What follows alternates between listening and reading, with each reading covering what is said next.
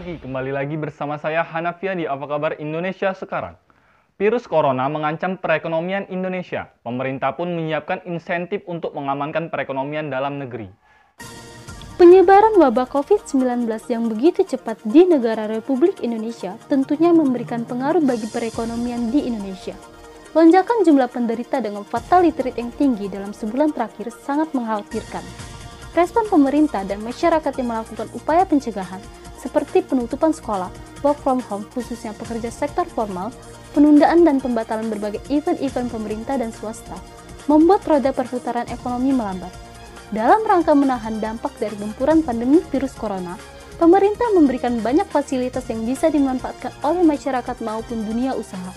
Fasilitas yang diberikan pemerintah mulai dari perlindungan sosial, kesehatan, keringanan pajak, hingga fasilitas kepabeanan dan cukai. Kebijakan ini diharapkan dapat mendukung penanganan dan pencegahan penyebaran virus corona, serta sebagai support pajak untuk pemulihan dunia usaha. Dari Jakarta, Putri Aprilianti melaporkan. Virus corona telah mengganggu pertumbuhan ekonomi Indonesia. Kementerian Keuangan mengambil sejumlah kebijakan untuk mendukung penanganan virus corona dan juga menyokong dunia usaha dalam situasi khusus saat ini, termasuk sektor perpajakan dan kepabeanan. Lalu apa saja sejumlah kebijakan di sektor perpajakan dan kepabeanan yang diambil oleh Kementerian Keuangan tersebut? Saat ini kita telah terhubung bersama Kasubdit Komunikasi dan Publikasi Bea dan Cukai, Bapak Arime Rizal. Selamat pagi Bapak Arime Rizal. Ya, selamat pagi. Dalam rangka menahan dampak dari gempuran pandemi virus corona, Kementerian Keuangan telah mengambil sejumlah kebijakan di sektor perpajakan dan kepabeanan. Bisa Bapak ceritakan kebijakan apa saja yang diambil saat ini?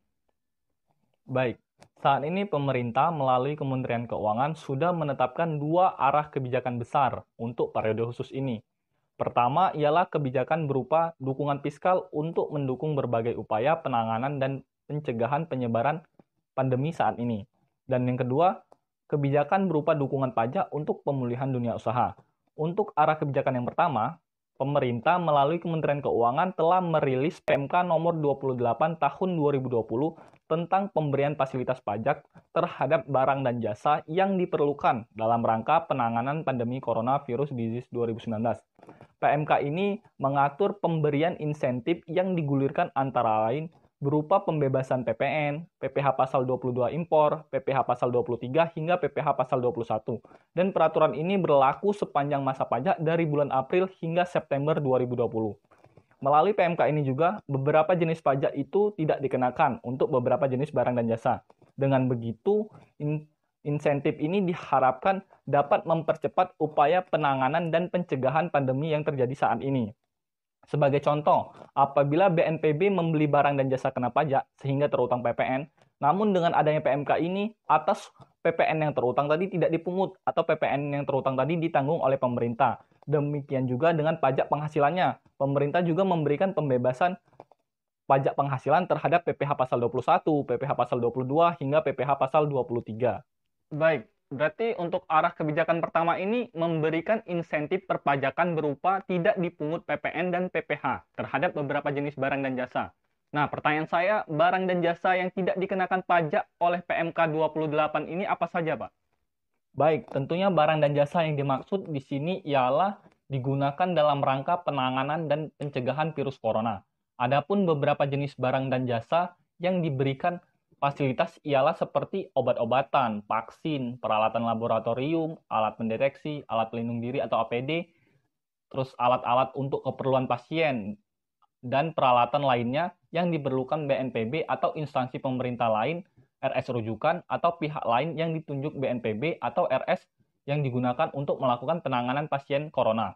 Sedangkan untuk di sektor jasa, contohnya jasa konstruksi, jasa konsultasi, teknik, manajemen, jasa persewaan, ataupun jasa pendukung lainnya sepanjang yang membeli adalah BNPB, RS, atau pihak lain yang ditunjuk untuk penanganan wabah corona. Jadi semuanya ini difokuskan pada penanganan dan pencegahan penyebaran wabah corona. Nah, dengan hadirnya PMK ini, diharapkan dapat tersedianya dengan mudah barang-barang yang diperlukan dalam rangka pemulihan COVID-19. Terus, tersedianya PMK ini juga diharapkan tersedianya jasa yang diperlukan untuk penanganan wabah COVID-19 Dalam hal ini, pemerintah akan membantu atau memberikan fasilitas sepanjang yang membeli adalah BNPB, RS, atau pihak lain yang ditunjuk. Baik, dapat dikatakan bahwa PMK nomor 28 tahun 2020 ini dikhususkan untuk mendukung berbagai upaya dalam penanganan dan pencegahan penyebaran virus corona pada saat ini. Ya, benar begitu. Di awal, Bapak tadi telah mengatakan bahwa ada dua arah kebijakan besar yang diambil pemerintah melalui Kementerian Keuangan. Lalu seperti apa arah kebijakan kedua yang diambil oleh Kementerian Keuangan saat ini? Baik, untuk arah kebijakan yang kedua, pemerintah melalui Kementerian Keuangan juga telah merilis PMK nomor 34 tahun 2020 maksudnya, tentang pemberian fasilitas kepabeanan dan atau cukai, serta perpajakan atas impor barang untuk keperluan penanganan pandemi coronavirus disease 2019. Nah, fasilitas yang diberikan dalam PMK ini berupa pembebasan bea masuk dan atau cukai, tidak dipungutnya PPN atau PPN dan PPNBM, dan pembebasan dari pemungutan PPh pasal 22 impor terhadap impor barang yang diperlukan dalam rangka penanganan pandemi COVID-19, baik untuk komersil maupun untuk non-komersil. Apakah barang yang diimpor yang dimaksudkan dalam PMK nomor 34 tahun 2020 ini sama dengan barang yang tidak dikenakan pajak pada PMK nomor 28 tahun 2020 ini? Baik, tentunya ada beberapa barang yang sama dan bahkan ada barang yang tidak diatur dalam PMK nomor 34 ini namun sudah diatur dalam PMK nomor 28.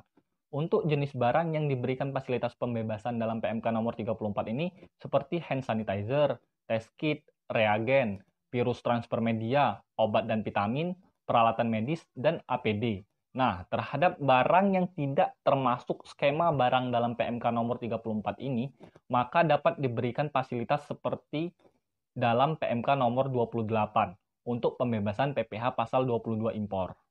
Masih terkait pengimporan, yang ingin saya tanyakan, siapa saja yang berhak mendapatkan fasilitas tersebut ketika melakukan pengimporan barang-barang yang telah diatur pada PMK nomor 34 tahun 2020 ini, Pak?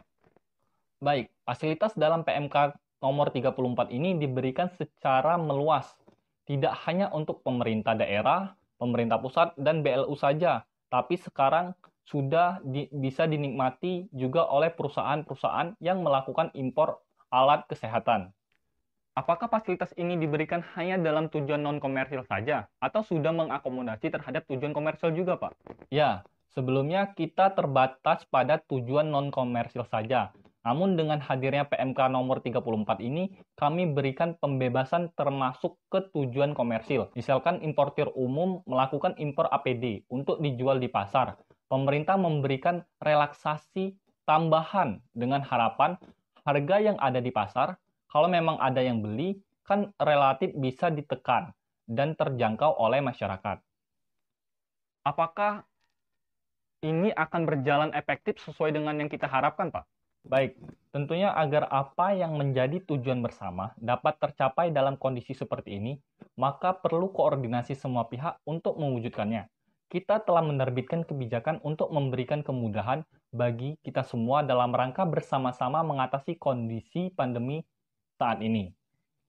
Dan apabila ada pihak atau orang yang menggunakan barang tidak sesuai dengan yang telah ditetapkan, sehingga merugikan sejumlah pihak atau ada pihak yang mengambil keuntungan pribadi yang sebesar-besarnya dari fasilitas ini, maka kita juga telah menyediakan sanksi administrasi sebagaimana juga tercantum pada PMK nomor 34 tahun 2020 ini. Baik. Berarti tidak hanya mengakomodasi kemudahan saja, namun PMK ini juga mengakomodasi sanksi bagi yang melanggar peraturan itu sendiri ya, Pak? Ya, benar. Masih terkait impor, yang ingin saya tanyakan, adakah kebijakan mengenai pelayanan impor yang digunakan untuk penanganan COVID-19 yang melalui mekanisme barang kiriman dan barang bawaan penumpang, Pak? Baik, masih dalam PMK nomor 34 terkait pembebasan bea masuk dan pajak dalam rangka impor untuk barang penumpang dan barang kiriman. Syarat untuk mendapatkan pembebasan ialah terhadap barang bawaan penumpang mendapat pembebasan bea masuk dan PDRI dengan nilai barang yang tidak melebihi $500 per orang untuk setiap kedatangan, dan barang kiriman dengan nilai barang yang tidak melebihi $500 dengan nilai per penerima barang per kiriman. Nah, apabila lebih, maka tetap dikenakan bea masuk dan PDRI atas kelebihannya. Setelah itu, ada ketentuan jenis dan jumlah barang yang dibebaskan dari bea masuk dan PDRI. Hal ini terbagi menjadi 10 kelompok produk. Pada produk pertama itu ada hand sanitizer yang mencangkup jenis barang berupa antiseptik untuk obat hingga disinfektan lainnya dengan batasan 5 liter atau 5 kg per orang atau per barang kiriman. Pada kelompok selanjutnya itu produk zat disinfektan atau bahan pembuat disinfektan dibatasi maksimal 5 liter atau 5 kg per orang atau per barang kiriman. Selanjutnya juga ada produk yang mengandung disinfektan seperti preparat pembersih kulit dibatasi 5 buah per orang atau per barang kiriman.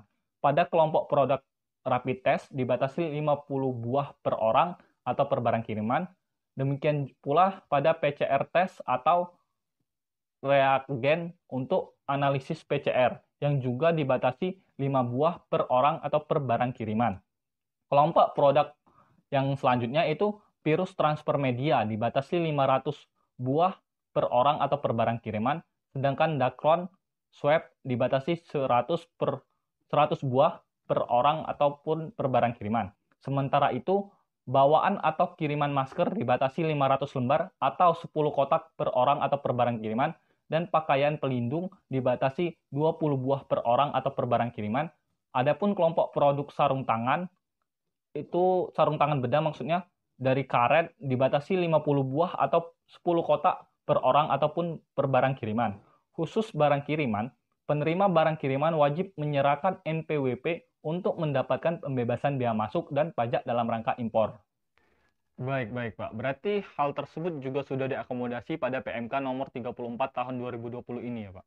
Benar, sudah terakomodasi dalam PMK nomor 34 tahun 2020 ini.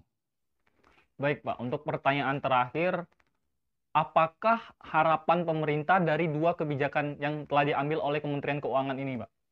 Baik, dengan dua kebijakan ini, pemerintah berharap terutama Kementerian Keuangan melalui DJP dan DJBC dapat mendukung dan membantu dalam upaya pencegahan dan penanganan virus corona, serta memberikan dukungan berupa insentif perpajakan dalam rangka pemulihan dunia usaha saat ini. Ini juga merupakan upaya kita bersama dalam menahan dampak gempuran dari pandemi corona ini. Baik, jadi pemerintah saat ini telah melakukan hal-hal yang memang cukup strategis dan maksimal, terutama dalam hal di sektor perpajakan dan kepabeanan.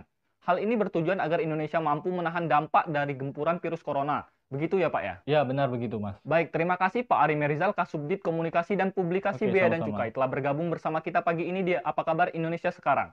Terima kasih pemirsa telah menonton Apa Kabar Indonesia Sekarang. Kita akan bertemu lagi seperti biasa besok pukul 7. Saya Hanapia dan tim redaksi yang bertugas undur diri. Selamat pagi dan selamat beraktivitas.